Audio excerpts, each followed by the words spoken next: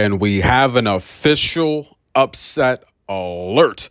Little sister Polina Kudermetova, that's right, the younger sister of Veronica. She takes out Daria Kasatkina in another three-set thriller. As always, this video is brought to you via the Doctrine of Fair Use of Fair Dealing in the Digital Millennium Act. Now, I've been talking about Daria for several years now and her style of play. It's exhausting, it's grueling, and it's mentally draining. After a 3-hour and 19-minute match last night, she would follow that up with another three-setter, ladies and gentlemen. And boy, did she come out of the gates really fast. But the question I had, and it was answered pretty darn quickly, was can she hold on? And Polina Kudermetova, she would come out, take the second set in blowout fashion after, ladies and gentlemen, leading 4-love in the third set. It would happen, ladies and gentlemen. That's right. It would happen. Daria was up 4-love in the third set, and she would lose 7 of the next 8 service games as the upset alert is complete, and the little sister of Veronica gets the job done. Daria exhausted. She said she was happy with her level last night. I don't know about today. She blows a 4-love lead. She takes the loser's walk, but she's not a loser. She's an amazing talent. One of the best footwork we've ever seen in the history of the WTA. One of the best defenders the last few years on tour. But this night belongs to Polina as she comes to. And let's listen to her, ladies and gentlemen. She sounds a bit like her older sister. I don't think they look alike. Now, listen, you guys came to the channel and you had some, I don't know, some words, commenting on how the sisters look.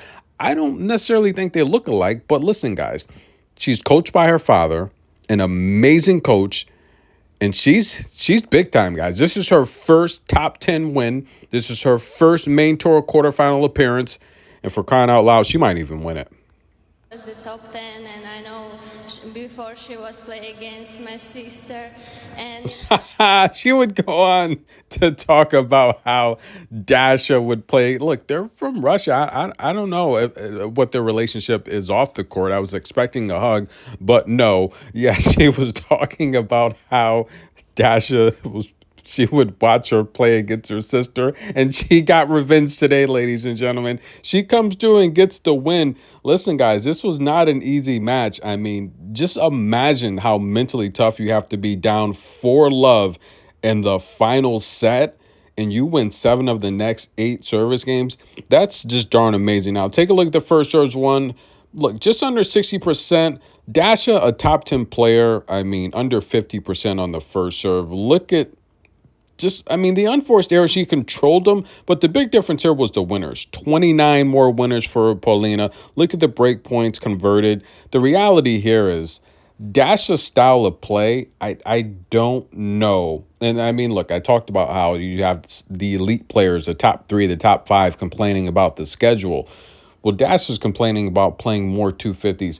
I don't know, ladies and gentlemen. It's like the serve continues to fail her. And we all know Coco probably had one of the worst. I have to check the history and the metrics. Coco's probably had the worst year of double faults for an elite top 10, 20 player. Probably so.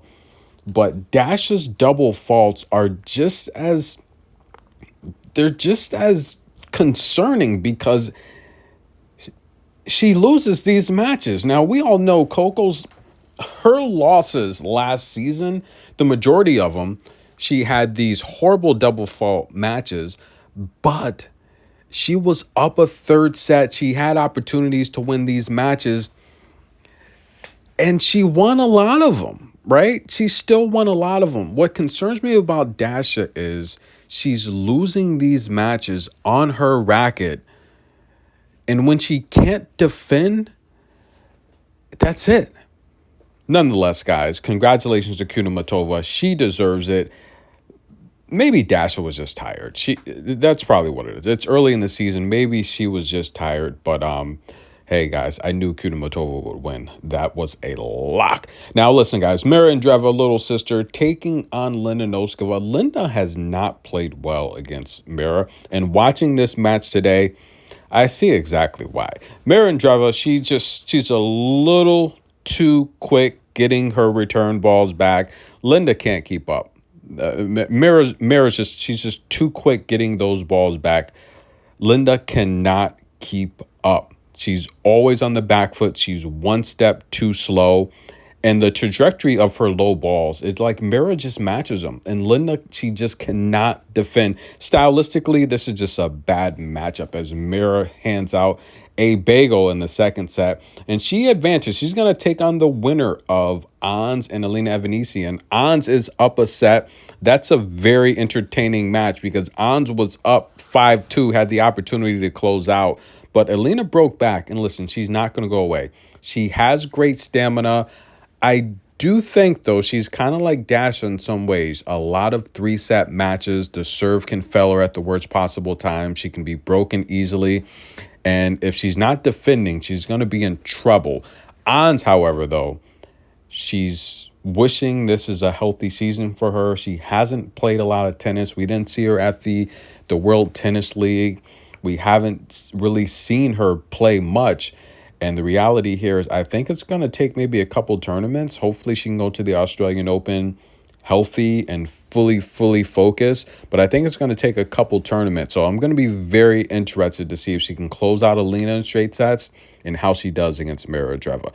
But let's also talk about Yu Yan, ladies and gentlemen, coming into this matchup against Angelina as the favorite. Now, listen, guys, I told you Angelina should be here as long as she's in shape. I mean, there's just levels to this. And sure enough, 6-1, 6-4, Angelina advances. She's going to take on, the wild card, ladies and gentlemen, Kimberly Burwell, who's just been playing solid tennis. She took out Magdalena Freck. She took out Anastasia Potapova after going to a first set tiebreak.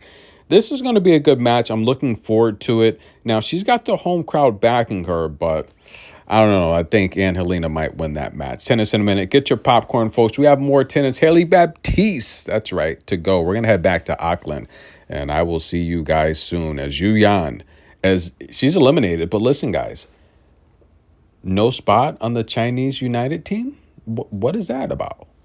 I mean, Kinwon Jung decided to pull out. She said it was a long season. She wanted to rest and recover, get mentally focused and ready for the Australian Open, where we know Pierre Riba is not going to be in her corner. He's getting surgery. He's going to miss that tournament.